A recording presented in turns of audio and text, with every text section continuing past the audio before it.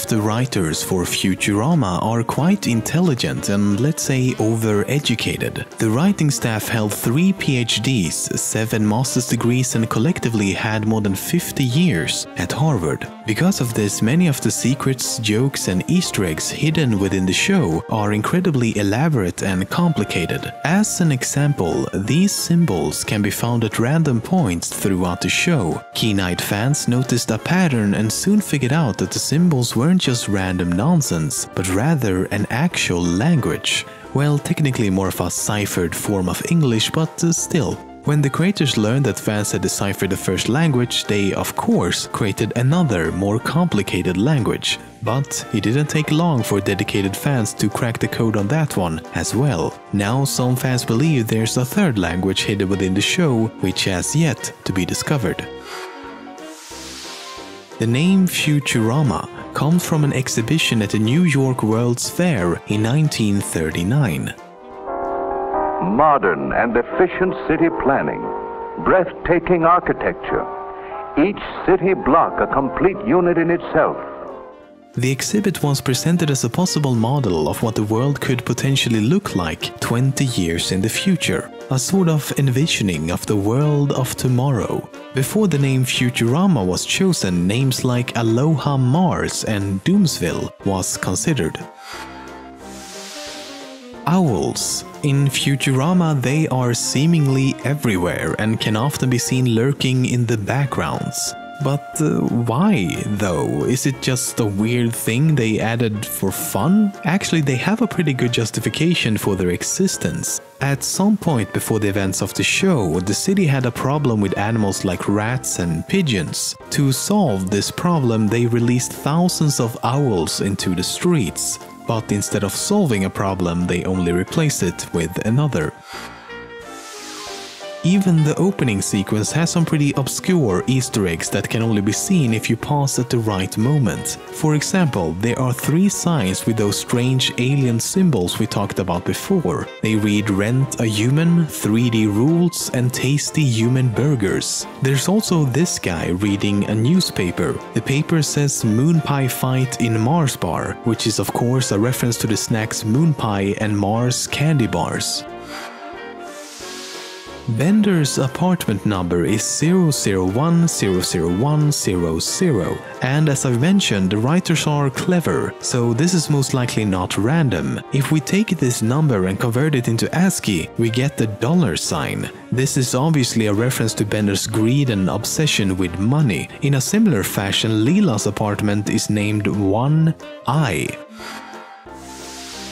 The episode Jurassic Bark is for many one of the most sad, depressing and overall emotional episodes. It ends with a flashback showing that after Fry was frozen in the cryogenic chamber, his dog Seymour waited for him to return for 12 years before dying of old age. The original idea, however, was to have the episode focus on Fry's mother. It would have been his mother waiting for who knows how many years until she finally just passed away. But they soon realized that might push the depression factor a bit too far and decided to replace her with Fry's dog instead. Speaking of, the dog in this whole plot point is actually based upon the true story of a dog named Hachiko. Much like Seymour in Futurama, Hachiko waited for his deceased owner at a train station for almost 10 years, until he eventually passed away. The episode The Prisoner of Benda revolves around a machine called the Mind Switcher, essentially a device where 2 people can switch minds with one another and thus take control of the other person's body. Now here's the thing, one of the writers, Ken Keeler, happens to have a PhD in applied mathematics. So, he decided to create a real-life mathematical theorem for this fictional mind-switching technology. The theorem basically proves that regardless of how many mind switches between 2 bodies have been made, they can still all be restored using only 2 extra people, provided these 2 people have not had any mind switches beforehand. In short, it's complicated. The point is that it's the first time a theorem has been created for the sole purpose of entertainment in a TV show. It's simply called the Futurama theorem. In the episode The Why of Fry, it revealed that Nibbler was responsible for Fry falling into the cryogenic chamber. This plot point, along with Nibbler himself, was actually planned from the very beginning, because in the first episode, this shadow can be seen briefly as Fry falls into the chamber. The shadow is of course that of Nibbler, which means it took 64 episodes before the meaning of this shadow was revealed. I want to say foreshadowing. The character Qbert was first introduced in the episode A Clone of My Own. As the title suggests, he is the clone of Professor Farnsworth, but the character is far more interesting than what meets the eye. While Futurama is in many ways a very consistent show, it's also in many ways not. They constantly break the laws of physics and really every law in the universe. And because it's an animated show, trouble with consistency are more or less impossible to avoid. Seriously, it's a fucking knot. But if you're like me and probably like 90% of Futurama's audience, who the fuck cares, right?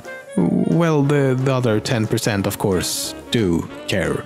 And this is where Qbert comes in. The character was always planned to be included from the very beginning, but they never fleshed out his personality until his introduction in the middle of season 2. They decided to give him this aggravating personality who criticizes everything and everyone as a sort of payback and reflection of this annoying and specific group of fans. When the writers created Hypnotoad, I doubt they thought it would become such a fan favorite and even spreading across the internet to eventually become a meme. In the Futurama world, he is responsible for the most popular television series of that time, simply titled Everybody Loves Hypnotoad. Of course, this is only because he hypnotizes everyone who starts watching. And while the show serves as a show within a show, there's actually an entire real-life episode almost exclusively featuring Hypnotoad for 22 minutes. It's called Everybody Loves Hypnotoad Amazon Adventure and was included as a special on the DVD release of Bender's Big Score. I mean, seriously though, it's such a stupid... All glory